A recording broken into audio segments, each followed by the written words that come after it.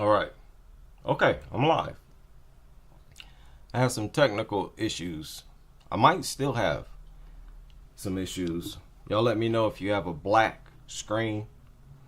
Only if you have a black screen. You shouldn't have a black screen. All right. Now, in my opinion, you should only have the first round to feel your opponent out. And in MMA, I don't even think it should be the whole first round. I think tops, you should take the first half of the first round to feel your opponent out. After that, after 2.5 minutes, in my opinion, you should impose the best version of yourself on your opponent. Hands down. You heard the saying that, you heard coaches say, I know what you're capable of. You know, maybe their fighter does poor in the round, come back to the corner, they give them a lecture, and they tell them, I know what you're capable of. I know what you can do. It's because a lot of fighters leave the best version of themselves in training. In the gym. You've heard in boxing, coaches say that this ain't nothing but the gym.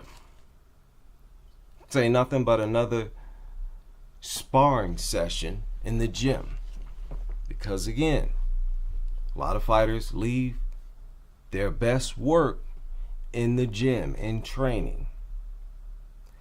I think the females need to be mindful that no later than the first round, by the second round, you should be turned all the way on. And in my opinion, starting in the first half of the first round.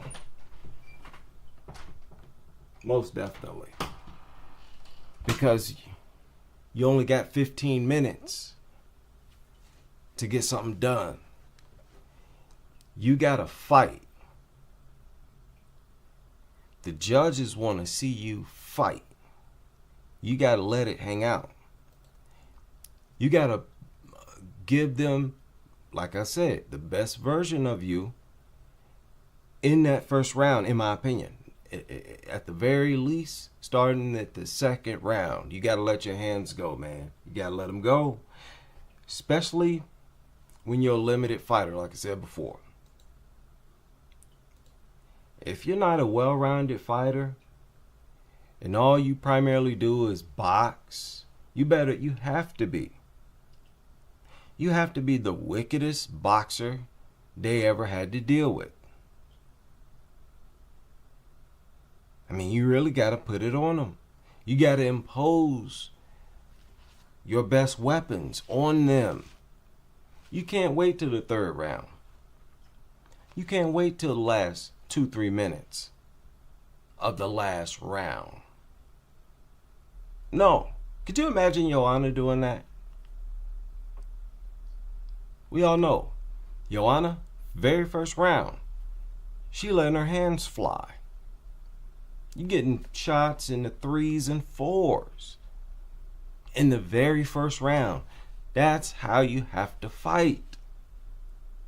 If reach high levels on mediocre stand-up alone. No grappling to back it up. No clinch game to back it up.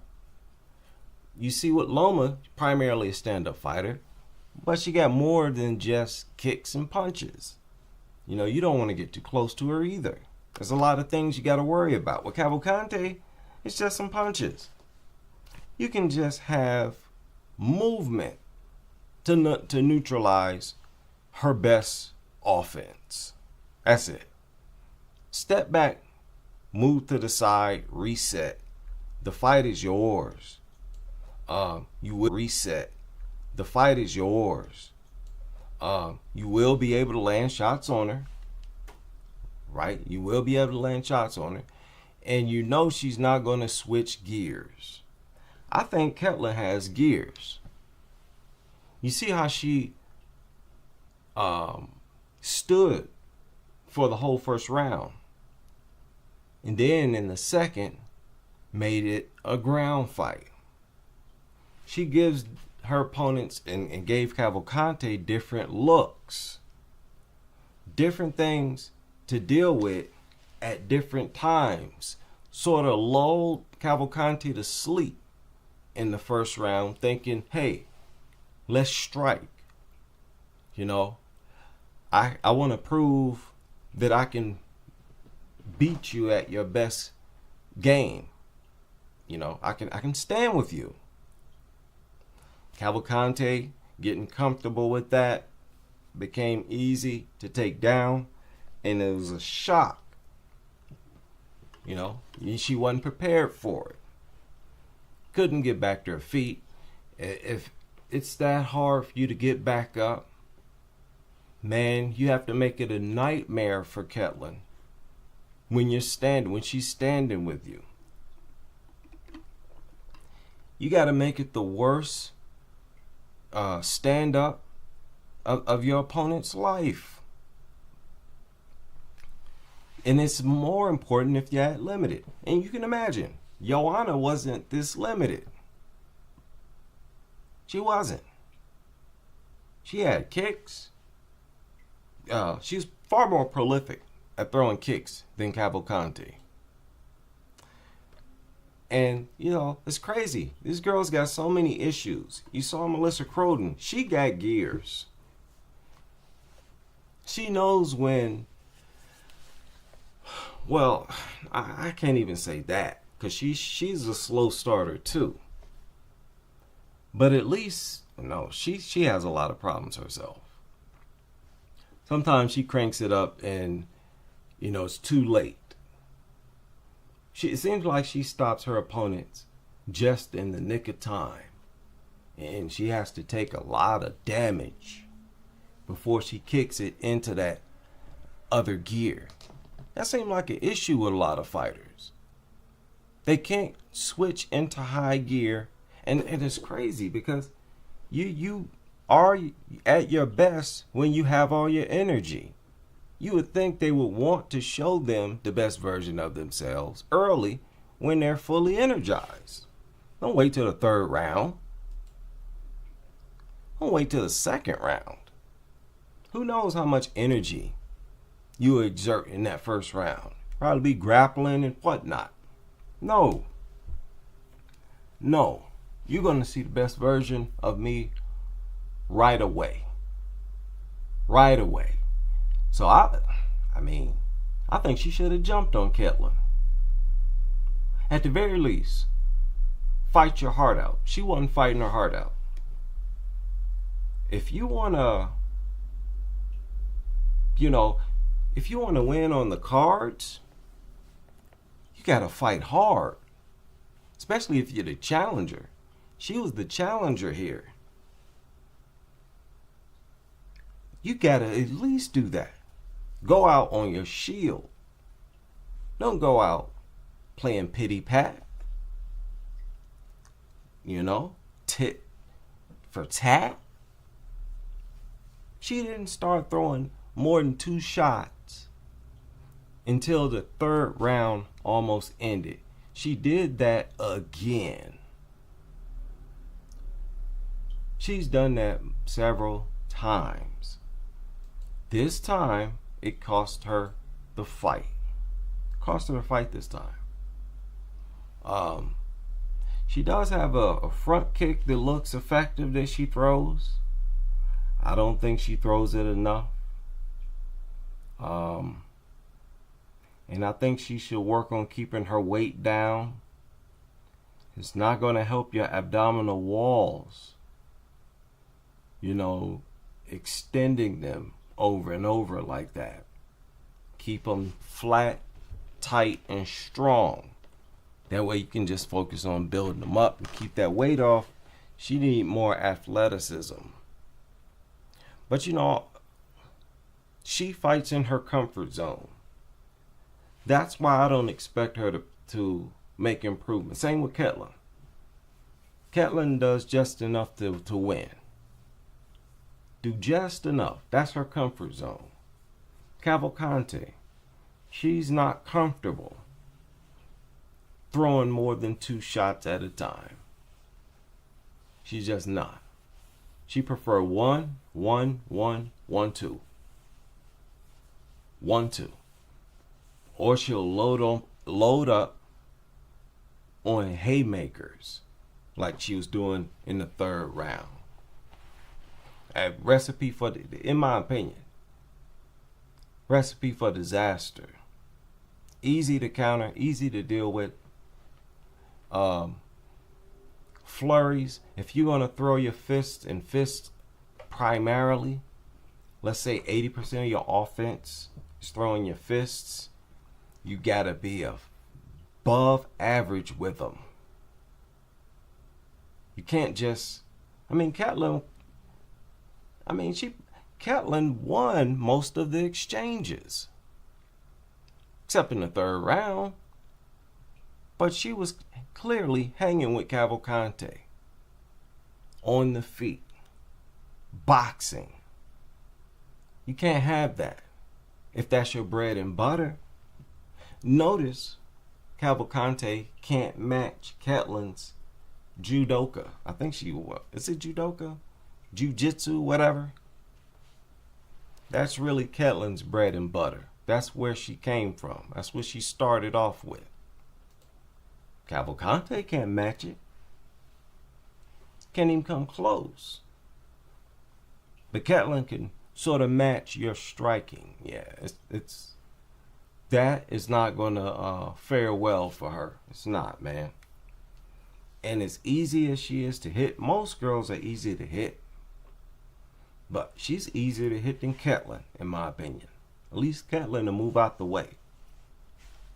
Cavalcante stands right there, man, with her hands down, just absorbing shots. So on top of not being the best boxer, she got leaky defense and not many gears and waits too long to switch gears. And that's just too bad. Too bad, man.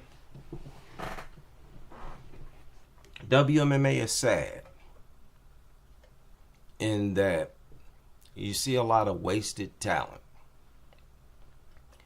Talent that most likely won't go nowhere. And here we have recently announced an upcoming fight. Tracy Eyelash Cortez against Wayne Kong. And I tell you what, I'm taking Tracy Cortez. I could be wrong. I'm taking Cortez. She can fight on the ground. And she was piecing Erin Blanchfield up. Be honest. Be honest. A lot of people rate Blanchfield on the feet. Remember, Blanchfield was handling Rose on the feet. Let's not forget that now. See? Some of y'all wanted to forget that. Erin won a lot of those exchanges, especially in the 3rd round. She came out there, started teeing off on Rose. Rose didn't know what to do. In my opinion, she was piecing Erin up before she got stopped by Erin.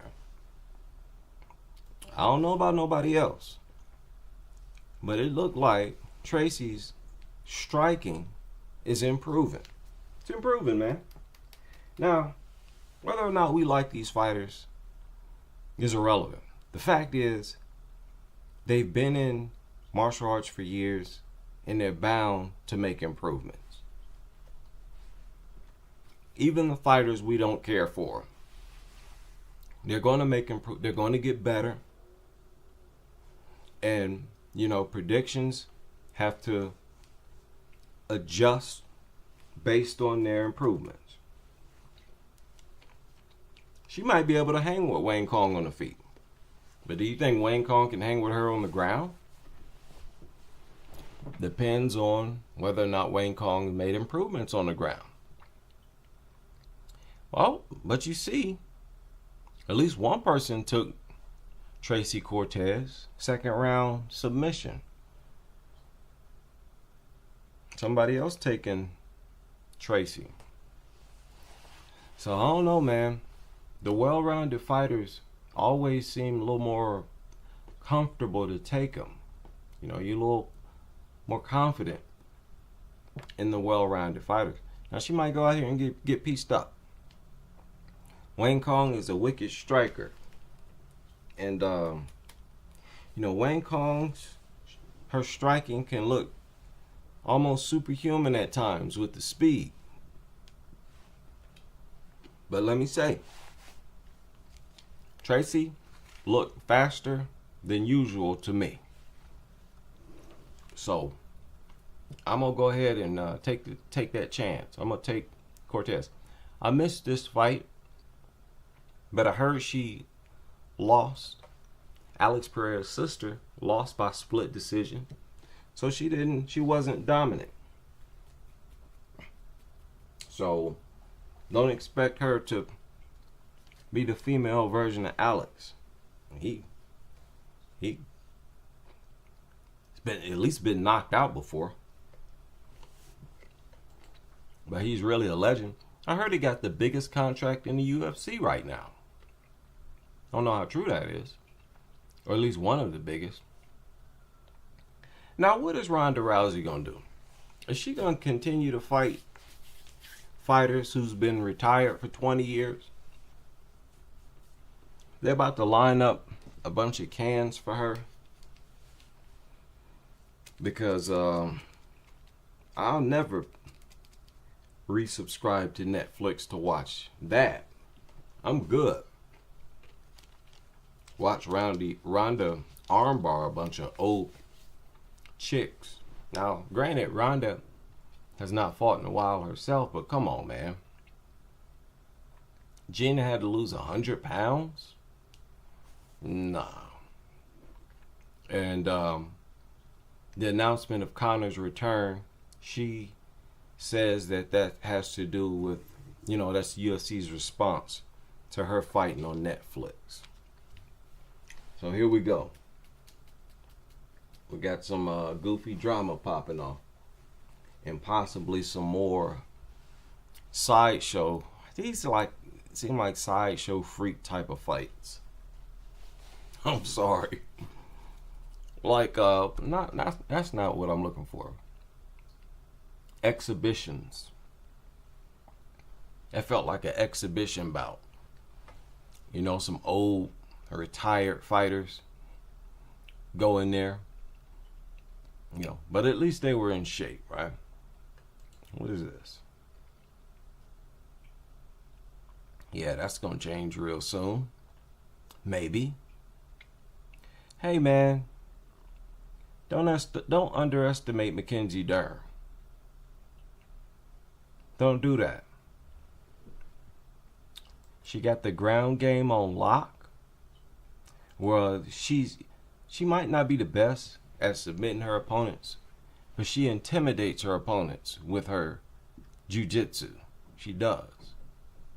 And that might be enough for her to win fights. I wish they would go ahead and announce her next fight. You see how the UFC, they're neglecting the females, sort of, at least the champion.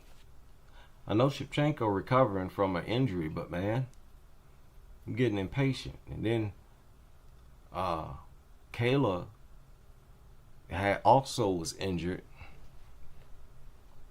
Man, it's not looking good. Now next weekend, there are no fights, right? No, there are no fights this coming weekend. Only after that. I think Loma against I forgot who fighting. Loma and somebody else. Who do you say Yum Yum from Furia FC. I think she only had 3 or 4 fights so far. We'll see what she can do and to get her some more experience.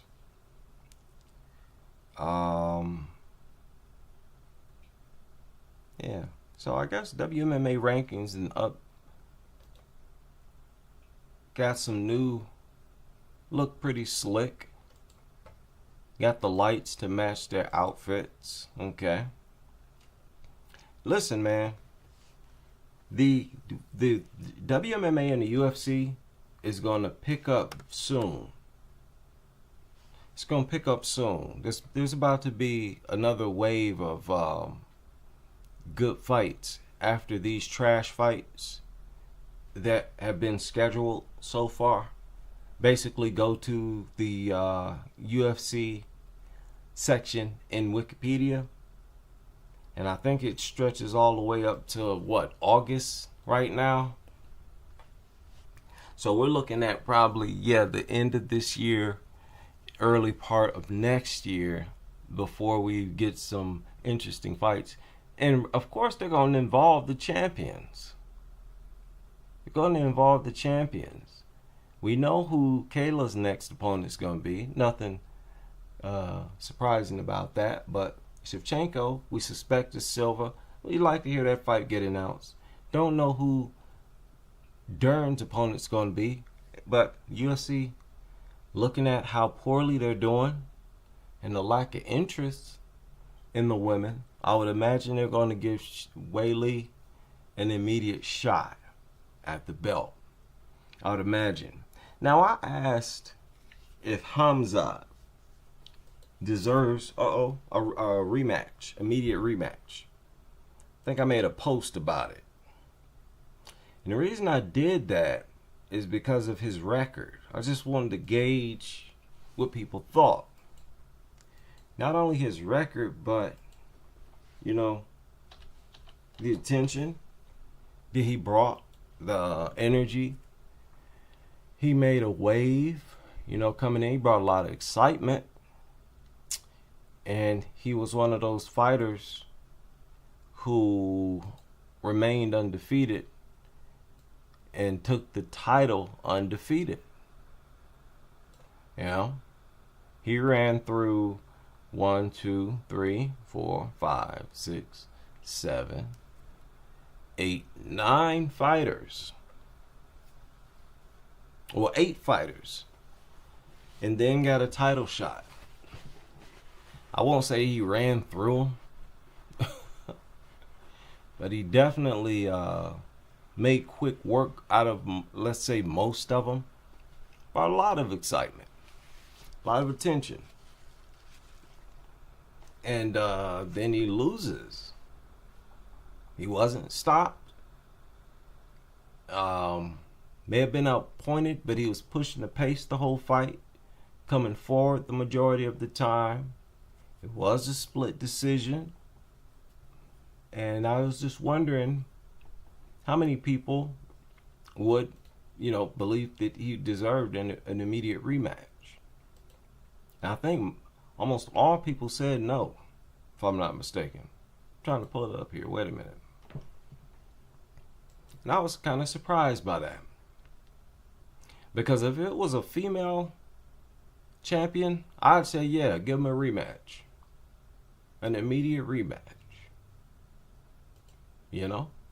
People already calling for Weili to get a shot, even though she's coming off a loss.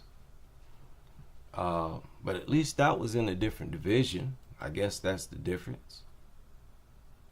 But 65% said no. That's kind of deep, man. Wait a minute. God damn it. Look at this. 65%. I was kind of surprised by that. Because definitely I would say, give him a rematch. See, the standard is different for men. Just like how you saw Arman Tsarukyan, just after him having to pull out because his back was all messed up, Just because of that, you seen how Dana blackballed him, literally blackballed him from getting a title shot. And here's the, I mean, now I suffer from back problems. I got 4 bulging discs in my lower back. I know what it's like. And if you got a flare up, man, you can't fight. You can hardly move. So if that really happened, man, okay, he should have had a title shot by now. Basically, is what I'm saying. Especially looking at the social media attention he's garnered. What the world is that? All right, it's getting crazy out here. Let me get off here. I will end it there. I will see y'all on the next live.